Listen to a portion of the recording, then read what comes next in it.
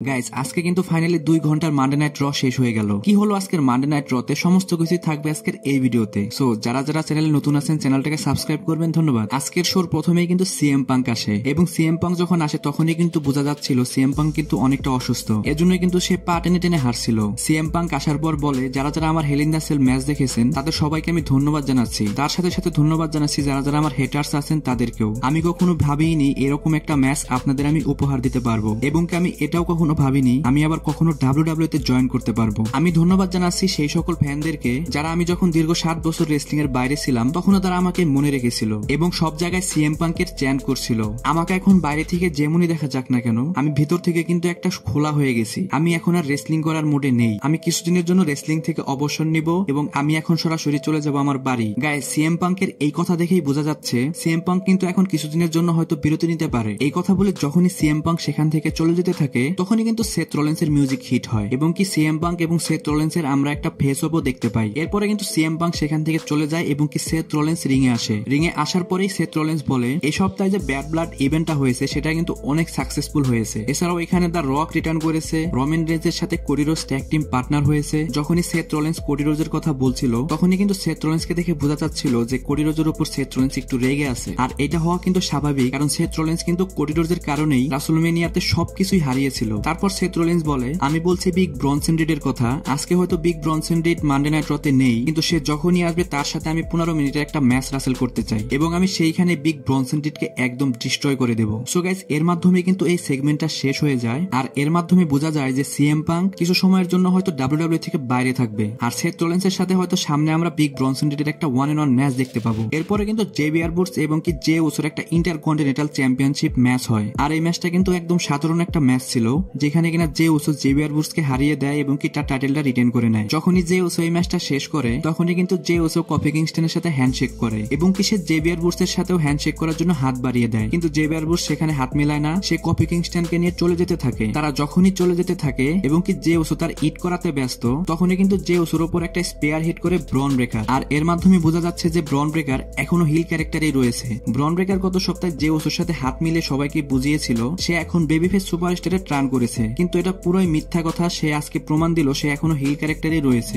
যখনই Bron Breakker Jey উসোকে spear hit করে তখনই কফি কিংস্টন জেভিয়ার বুটসকে বলে, আমাদের এখন জে উসোকে বাঁচানো দরকার। সেখানে জেভিয়ার বুটস সরাসরি না করে দেয় কফি কিংস্টনকে, কিন্তু কফি কিংস্টন জেভিয়ার বুটসের কোনো কথা না শুনেই সে ব্রন ব্রেকারের সাথে ফাইট করতে রিংয়ে চলে যায় এবং কি কফি কিংস্টন কিন্তু ব্রন ব্রেকারের সাথে পেরে ওঠে না, উল্টো সেই একটা স্পেয়ার খেয়ে বসে। আর জেভিয়ার বুটস কিন্তু অনেক চালাক একটা মানুষ, সে তো রিংয়ে আসেই না, সে বরং কফি কিংস্টনকে টান দিয়ে সেখান থেকে নিয়ে চলে যায়। সো গাইস, এর মাধ্যমে বোঝা যাচ্ছে যে জে উসো এবং কি ব্রন ব্রেকারের রাইভালরি এখনো শেষ হয়নি, সামনে হয়তো তাদের মধ্যে আরো একটা ম্যাচ আমরা দেখতে পাবো। এরপরে ব্যাকস্টেজে কেরিয়ান ক্রস এবং কি দা মিসকে আমরা দেখতে পাই। তারা যখন কথা বলছিল সেখানে কিন্তু চলে আসে আর2।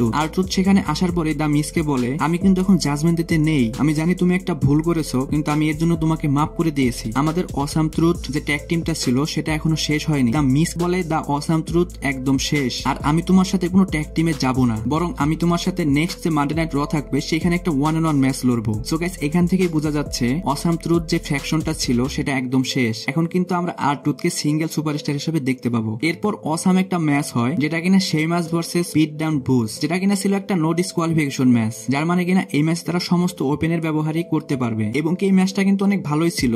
দুইজন সুপারস্টারই একে অপরের উপর ডমিনেট করছিল। এক সময় দেখা যায় বুস শেমাসের হাত বেঁধে দেয় পিছন থেকে, এর কারণে কিন্তু শেমাস হাত দিয়ে কোনো মুভ করতে পারছিল না, কিন্তু বুস এটা ভুলে গেছিল যে শেমাসের যে ফিনিশার সেটা কিন্তু হাত দিয়ে সে হিট করে না, সে সেটা পা দিয়ে হিট করে। বুস এটা বুঝতে বুঝতে শেমাস তার ফিনিশার ব্রো কিক কিন্তু বুসকে হিট করে এবং কি শেমাস এই ম্যাচটার মধ্যে উইন করে। সো গাইজ, আমি পার্সোনালি ডাব্লিউডাব্লিউ এর কাছে রিকোয়েস্ট করব তাদের এই রাইভালরিটাকে এখানেই শেষ করে দেওয়া হোক, কারণ প্রত্যেক মানডে নাইট রতেই কিন্তু তাদের মধ্যে আমরা ম্যাচ দেখতে পাই, যেটা দেখতে কিন্তু এখন আর ভালোই লাগে না। তারপর একটা উইমেন ডিভিশনের ম্যাচ ছিল যেটা কিনা 10 জন সুপারস্টারের ট্যাগ টিম ম্যাচ। আর গাইজ, এই ম্যাচটা একদম বোরিংই ছিল, আর এই ম্যাচটা সম্পর্কে বলে আমি আপনাদের কোনো বোর করতে চাচ্ছি না। চলুন দেখা যাক আজকের মেইন ইভেন্টে কি ছিল। আজকের মানডে নাইট রর যে মেইন ইভেন্ট ছিল সেটা কিন্তু ছিল গুন্থার ভার্সেস সেমি জেনের W W world heavyweight championship match. আর এই ম্যাচটা কিন্তু অতটা ভালোও ছিল না, কারণ বিগত সেমি জেনের যতগুলো আমরা ম্যাচ দেখতে পেয়েছি সেগুলোর মধ্যে দেখেছি আমরা সে যখন সাধারণ কোনো ম্যাচ রাসেল করে সেগুলোর মধ্যেও কিন্তু সে তার সর্বোচ্চটা দেয়। এর ফলেই কিন্তু সেমি জেনকে দর্শকরা অনেক বেশি চেয়ার করে থাকে, কিন্তু আজকে আমরা সেটা দেখতেই পাইনি, কারণ আজকে সেমি জেনকে অনেক বেশি উইক লাগছিল